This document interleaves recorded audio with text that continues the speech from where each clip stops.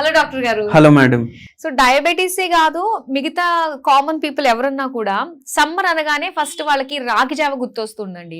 అయితే ఎలాంటి health problems ఉన్న వాళ్ళన్నా కూడా అసలు రాగిని ఎలా కన్జ్యూమ్ చేయాలి? ఈవెన్ రాగే కాదు, గోధుమలు, ఇంకా మనకు మిల్లెట్స్ అన్ని ఉన్నాయి కాబట్టి ఇవి ఏ ఏ టైంలో తీసుకోవాలి, ఏ విధంగా తీసుకోవాలి? షుగర్ వ్యాధి పేషెంట్లకు మన దగ్గర ఎవరైతే షుగర్ తగ్గించుకోవడానికి వస్తారు కదా, చాలామంది ఇన్సులిన్ పైన ఉంటారు. ఇన్సులిన్ పైన ఉండి వాళ్లకు అయినా కంట్రోల్ అవ్వదు. అయితే వాళ్లకు డయట్ కూడా మాడిఫై చేయాలి. ఇప్పుడు ఇన్సులిన్ తీసుకుంటున్నారు కదా, ఇప్పుడు ఫస్ట్ ఒక 5 యూనిట్స్ తోటి స్టార్ట్ అయింది అనుకోండి. మెల్లమెల్లగా అది పెరిగి 10 యూనిట్లు అవుతుంది, మెల్లగా పెరిగి 20 యూనిట్లు అవుతుంది. రిపోర్ట్ తీస్తారు, కొందరికి నార్మల్ వస్తుంది, కొందరికి 200 300 వస్తుంది. ఒకవేళ రోగం కంట్రోల్ అవుతుంది అంటే ఈ ఇన్సులిన్ డోసులు పెరగాలనా? పెరగొద్దు కదా, స్టేబుల్ ఉండాలి. 5 యూనిట్లకు మనకు ఫస్ట్ డే నార్మల్ వచ్చింది అంటే మనం అది వాడుతూ అంతే రావాలి. ఎందుకు పెరుగుతుంది అంటే రోగం లోపట పెరుగుతూనే ఉంది, మనం జస్ట్ దాన్ని కవర్ చేస్తున్నాం. ఇప్పుడు డ్రైనేజ్ ఉంటుంది, డ్రైనేజ్ లోపట నిండుతూనే ఉంటుంది కదా, మనకు బయట కనిపిస్తుందా? లేదు. ఒక్కరోజు వాళ్ళు వచ్చి మొత్తం సాఫ్ చేసిపోతారు, రోడ్ మీద పడేసిపోతారు. అయితే ఇది కూడా అట్లనే, రోగం అంటే డ్రైనేజే కదా మన బాడీలో మొత్తం, దాని చెత్త అది పెరుగుతూనే ఉంది, మనం దాన్ని కవర్ చేసి పెట్టినాం. అయితే షుగర్ వ్యాధి కూడా అట్లా, అంటే కనిపించదు బయటికి. నిజమేనండి. ఇప్పుడు చాలా మంది చిన్నపిల్లల్లో కూడా వాళ్ళకి తెలియకుండానే టెస్ట్ చేయిస్తే వాళ్ళకి షుగర్ వ్యాధి అని చెప్పేసి అంటున్నారు. అవును, ఏజ్ తో సంబంధం లేకుండా షుగర్ అన్నది సర్వసాధారణం అయిపోయింది అసలు. అవును, చాలా కామన్ అయిపోయింది ఇప్పుడు షుగర్ వ్యాధి.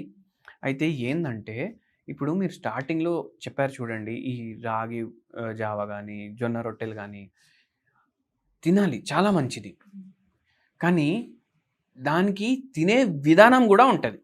ఓకే, ఇప్పుడు ఏమేమి తప్పులు చేస్తారు అది తినేటప్పుడు నేను చెప్తాను, అసలు ఇది ఎందుకు తినాలి. ఇప్పుడు జొన్నలు, రాగులు, కొర్రలు ఇవి అన్నీ మిలెట్లు మనందరికీ తెలుసు.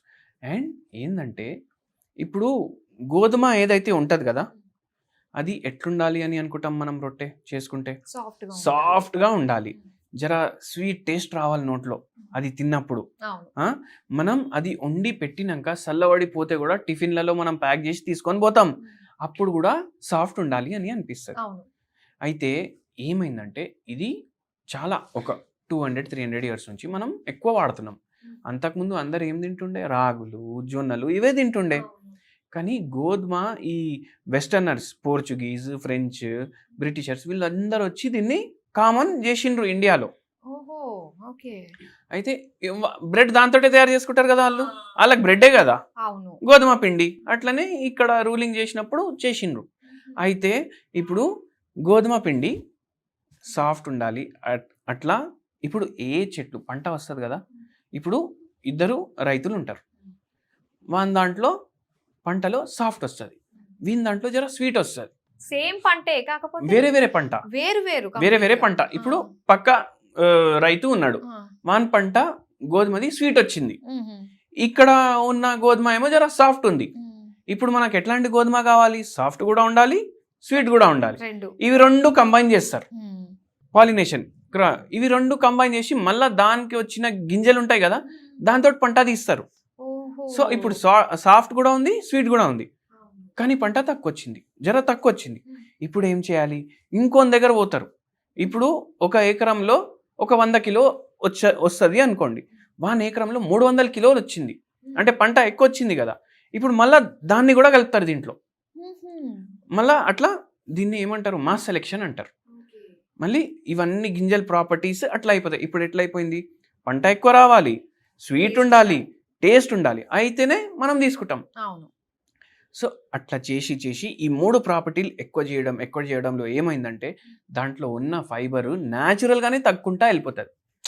యాక్చువల్గా మనకు ఫైబర్ వద్దు, ఫైబర్ అంటే టేస్ట్ ఉండదు, కార్బోహైడ్రేట్ అంటే స్వీట్ ఉంటుంది, గోధుమలో కూడా అంతే షుగర్ ఉంటుంది, రైస్లో ఉన్నంత షుగరే ఉంటుంది. సో ఇట్లా జనరేషన్లకు ఇట్లా చేసుకుంటా పోయినరు. ఇప్పుడు అందరు గోధుమ తింటారు కదా, కానీ అందరు జవార్ తినరు, జొన్నలు తినరు, రాగులు తినరు, కొర్రలు తినరు. సో ఈ దిమాగ్ అక్కడ ఇంకా పెట్టలేదు ఇవి రెండు కలిపి ఇట్లా తయారు చేయాలనేసి. సో అవి ఇంకా జర ట్రెడిషనలే ఉన్నాయి. ఓకే. దాంట్లో అందుకే ఫైబర్ ఎక్కువ ఉంది, కాంప్లెక్స్ కార్బోహైడ్రేట్లు ఎక్కువ ఉన్నాయి అట్లా. సో అందుకే ఇవి షుగర్ వ్యాధికి మనకు కంట్రోల్ చేసుకోవడానికి హెల్ప్ చేస్తాయి. ఏం చేస్తాం మనం దీంతో రొట్టెలు చేసుకుంటాం. సరే డాక్టర్ చెప్పిండు భయ్, మేము డాక్టర్ చేతన్ దగ్గర పోయినాం, ఆయన ఏమన్నాడంటే నైట్ ఒకటే జొన్న రొట్టె తినాలి, మీకు కావాలి అంటే కర్రీ ఎక్కువ తినండి కానీ ఒకటే జొన్న రొట్టె తినాలి. కొందరు ఏం చేస్తారంటే ఈ జొన్న పిండిలో కొంచెం గోధుమ పిండి కలుపుతారు, ఎందుకంటే ఇట్లా కొట్టేసి వాళ్ళకి చేయడానికి రాదు. సో బైండింగ్ కోసం గోధుమ పిండి కలుపుతారు, అట్లా చేసుకుంటారు. ట్రై చేయండి అది కూడా కలపొద్దు అనేసి, అది కూడా కలపకుండా చేసుకోవడానికే ట్రై చేయండి. మళ్ళీ సెకండ్ ఏంటంటే చాలామంది ఏం చేస్తారంటే ఇప్పుడు మనం ఏం చెప్తాం, ఏ కర్రీ మీ ఇష్టం మీరు తినండి.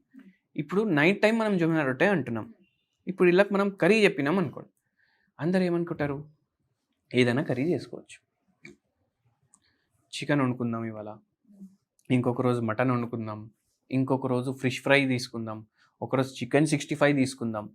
అట్లా ఫ్రైలు గీలు అన్నీ తయారు చేసుకొని ఆ ఒక్క జొన్న రొట్టెతోటి ఇంత మనం అన్హెల్దీ ఫుడ్ వేసేస్తాం లోపలికి. అప్పుడు ఏమవుతుంది, ఎట్లా కంట్రోల్ అవుతుంది? ఇవన్నీ లాజికల్లీ మనం థింక్ చేయాలి. ఎప్పుడైనా కూరగాయలు మీరు నైట్ ప్రిఫర్ చేయాలి, ఏ కూర అన్నా దాంట్లో నూనె ఎక్కువ వేసుకోవద్దు. కుక్కర్లో తయారు చేసుకోండి, 4 సీటీలు పెడితే రెడీ అయిపోతుంది. కొంచెం పోపుకి ఇంత ఒక చిట్కా మీరు నూనె వాడండి, ఆ జీలకర్ర రాయలు వేసి ఇట్లా పోపు పెట్టడానికి. దాని తర్వాత ఎక్కువ నూనె వాడొద్దు, తేలొద్దు నూనె పైన, రెడ్ కనిపించద్దు. అట్లా మీకు ఓన్లీ కర్రీ ఓపెన్ చేస్తే జర బాయిల్డ్ లాగానే ఉండాలి. అటువంటివి మీరు కన్జ్యూమ్ చేయాలి మీ జొన్న రొట్టెతోటి. ఓకే, అది మనం మైండ్లో పెట్టుకోవాలి. అట్లనే రాగి గట్క కానీ రాగి ముద్ద కానీ మనం ఏం చేస్తాం, మంచిగా గ్రేవీ తయారు చేసి దాంట్లో ఫుల్ ఆయిల్ మసాలాలు అన్నీ కలిపి తయారు చేసుకుంటాం. ఎందుకంటే టేస్ట్ అట్లా కావాలి మనకు. టేస్ట్ సేమే ఉంటుంది కానీ నాలుక పైన ఎక్కువసేపు టేస్ట్ ఉండడం వల్ల అట్లా మనకు అనిపిస్తుంది. సో అందుకే ఆ తప్పు చేయకండి, ఈ జాగ్రత్తలు మీరు తీసుకోండి. సాంబార్ చేసుకుంటే కూడా మీరు ఇది మన రాగి ముద్దతోటి కలిపేసి తినొచ్చు.